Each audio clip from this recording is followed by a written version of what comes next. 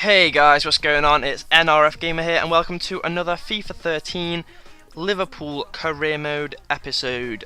And I'm going to have to be the bearer of bad news here, unfortunately, because I don't know how, but I've managed to lose about 6 or 7 games worth of gameplay. So if you're wondering why we're playing Chelsea right now as opposed to, I think it was Stoke from the last episode, that's the reason. And I am very sorry to you guys, but it's just nothing I can do about it. I can't find these files, and I mean I have a couple of files that I found, but they are not working on the editing software.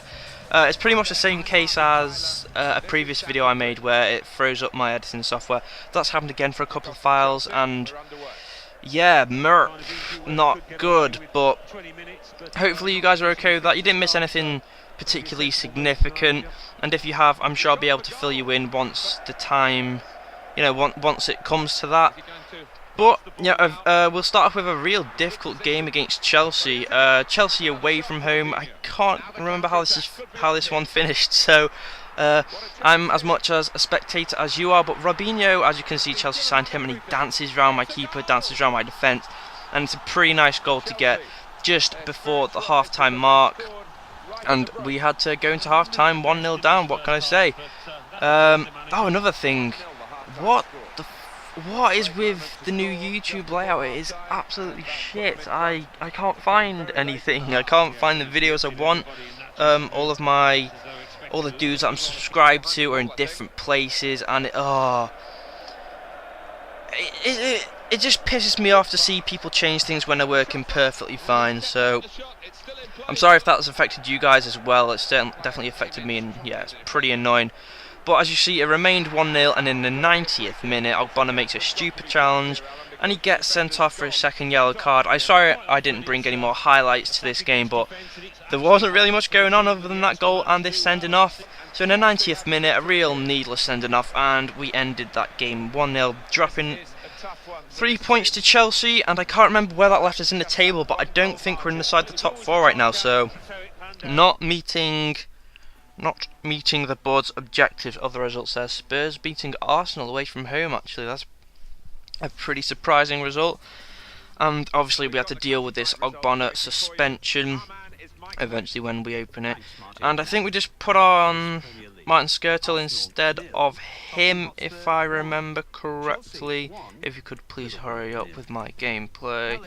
Oh, Martin Skirtle's actually got a light injury. Oh, that's a killer. But okay, and we move on to our next game, which is against Swansea City away from home. Swansea are a pretty strong side. They play some nice football, but we were definitely looking to win this game. I don't know if I've already mentioned, but obviously I didn't upload yesterday, and that's just because of all these editing problems I've been having. I can't find the clips. And I also want to tell you guys quickly, I'm definitely keeping the Leicester career mode, but I'm not sure how often uploads are going to be on that, because I've actually lost more gameplay from that than I have of this career. So until I can kind of straighten things out for you guys, I think for the time being I'll just do the Liverpool career mode, which seems to be more popular than the Leicester career mode anyway, so I hope that is okay with you guys. And not forgetting, of course, we also have the Halo 4 gameplay coming after Christmas, so I hope up until then you guys don't mind just putting up with the Liverpool gameplay, maybe a couple of videos in between. We'll just have to see. But Yesil bagging a goal there. We actually started him instead of Luis Muriel, just down to fitness reasons, I think it was.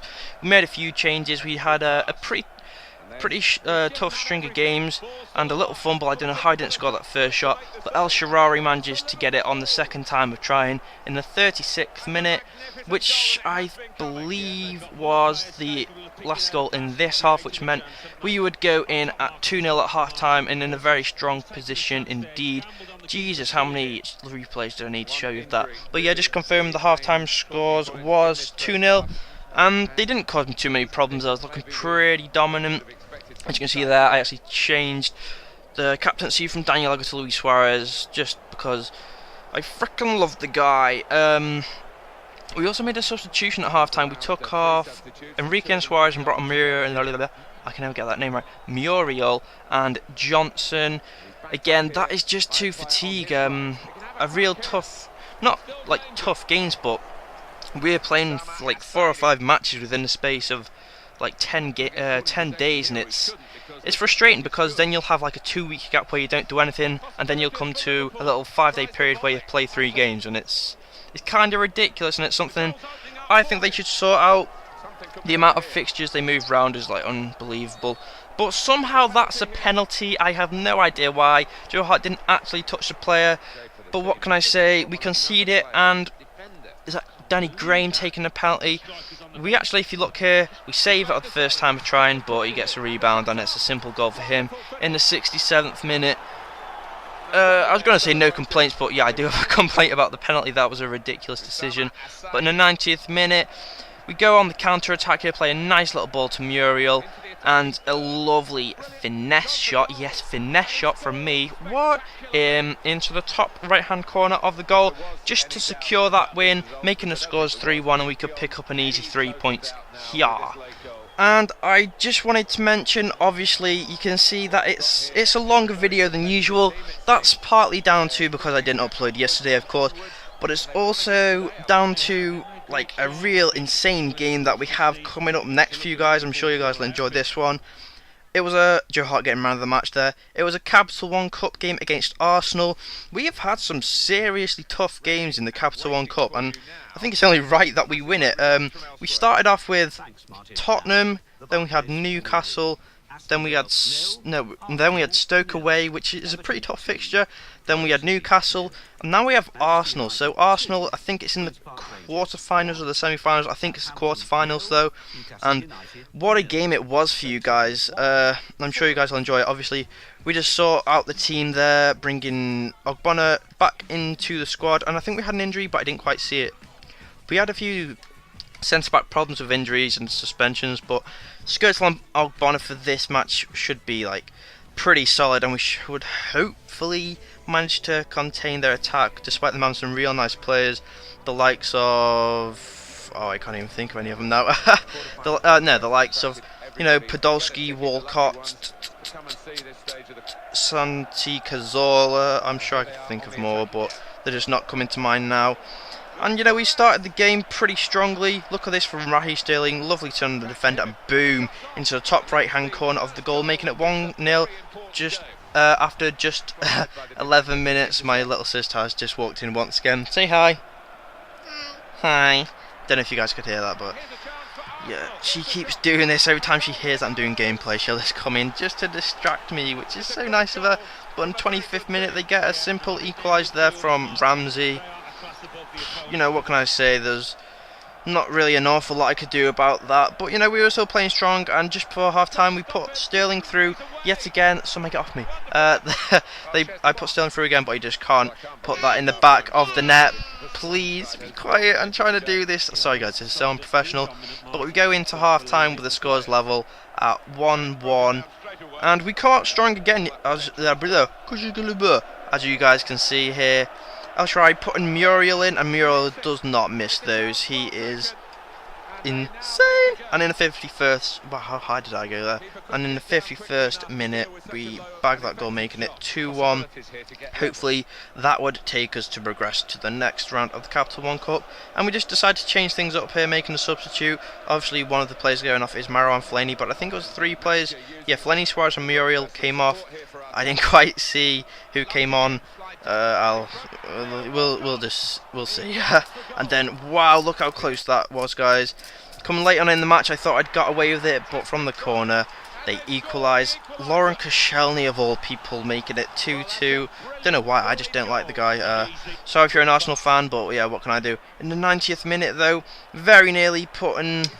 Well, not nearly, but nearly putting into the goal. I just said nearly again. Nearly. But the scores finished after the 90 minutes at 2-2, which meant we had to go into extra time. But early on in the first half of extra time, 103rd minute, Asadi puts a lovely ball in, and El Shaarawy can just nod that in. Standing header, you don't get an awful lot of them, so it's pretty nice to get that. Making it 3-2, and for that, we that should put us through pretty comfortably. And there, in the late on, I thought we had just about escaped and we would definitely be going through. But check out this, 120 minutes on the clock, Lucas Podolski goes through, 3-3. And this was turning out to be a real difficult game. I don't think I was ever in a position of losing, but I just couldn't get that extra goal just to have a nice cushion, a 2-goal cushion, but they kept equalising, and what can I say, good for them. They made it real difficult, but extra time finished, and you guys know what that means. We would be going for penalties, and last time I had a penalty shootout, it was against Newcastle in the same competition, the Capital One Cup, and it was abysmal. But hopefully Arsenal do that same kind of performance as Newcastle did, and I'll be going plain sailing through the rest of the competition. You saw the match stats there. They actually had a hell of a lot more shots than me, but I made mine count, I guess, so boom. And we actually put Joe Hart in for a penalty here. In real life, he's actually a really good penalty taker. I don't know if you guys have seen. But yeah, Lucas Podolski, a lovely save from Joe Hart there. So if we could get this goal, we could get an early advantage in the penalty shootout. Let's hope that is the case as John Joe Shelvey steps up, and then real nice penalty into the top right-hand corner of the goal. And then next up, Mikel Arteta. I knew exactly what this guy was going to do. I can read plays pretty well, which is why he went straight down the middle. I didn't move, and if I could put this in, I'm sure I'd definitely be through to the next round, because what are the chances of him getting through? But a real nice save from Szczesny there, which means they kept the pressure on, and despite them having a rough start with missing their first 2 penalties, Andre Santos goes straight down the middle, and Joe Hart actually dived out of the way. It would have been easier to save it than not. But what can I say? I made the move to dive, so it's my own fault. Asaidi, I went for the Pirlo chip, getting too cocky, too ahead of myself, which means we're now on level terms if Diaby could put this in the back of the net. So kicking myself a bit, and again another player that's gone straight down the middle, and I just can't seem to read these players, although I said I was good at it before, so yeah, I contradicted myself. But Joe Hart with his penalty, he's never missing. This guy's a professional penalty taker and a professional penalty saver, so got no problems with Joe Hart taking them for me. Walcott, that's a nice penalty. I thought it might just cannon off the crossbar and come out again, but it wasn't to be, and it was all down to this dude to keep us in it. I think it was Sam Adiesil, not quite sure, we'll see in a minute. Yeah, that's Sam Adiesil.